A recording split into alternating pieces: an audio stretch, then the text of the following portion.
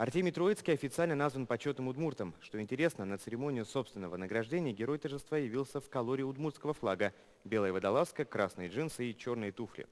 Артемий Троицкий стал первым живым почетным удмуртом и обещал в честь этого жить вечно. Мария Коробова подробнее.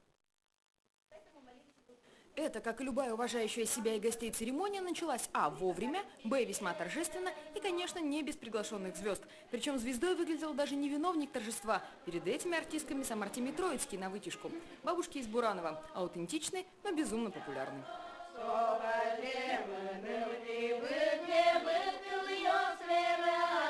Известный критик пытается подпевать и даже заглядывает в шпаргалку. Там записаны удмуртские слова, и с ее помощью можно уловить хотя бы общий смысл песни. А вот хозяйки церемониального зала, музейщицы, с большим интересом разглядывают самого Артемия Троицкого. Не изменился ли? Он для Национального музея давний друг. Ни один автограф в книге почетных гостей оставил. Троицкий, мне очень нравится то, что он умеет подхватить вот ту игру, которую ему сегодня предлагают, включиться в нее и наполнить ее глубоким смыслом и содержанием. Не воспринимать просто как прикол, а здесь есть глубинные подтексты, которые, несомненно, еще сыграют свою роль. Ташин пилонин, шутишке тот мокриш гурто досчили, тройчаки вилен ортемей пьезли. Котьку тут мурт коркан, мецуе пумиталозы дечку ее сын, перепеченно пешатемен ишкар, кыщурс тямысети ар.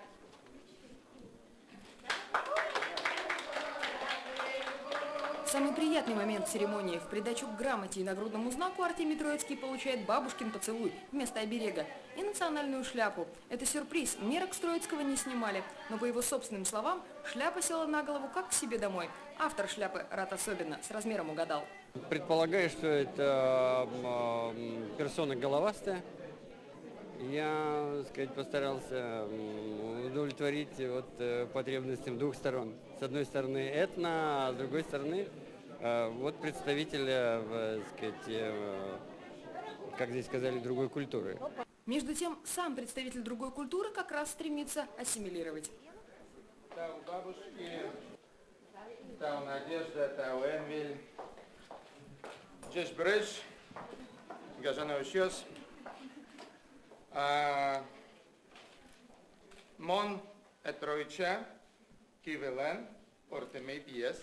Для особо непонятливых Троицкий поясняет. По-удмуртски он сейчас поздоровался, представился и рассказал, какая честь для него стать почетным удмуртом. По-русски продолжил.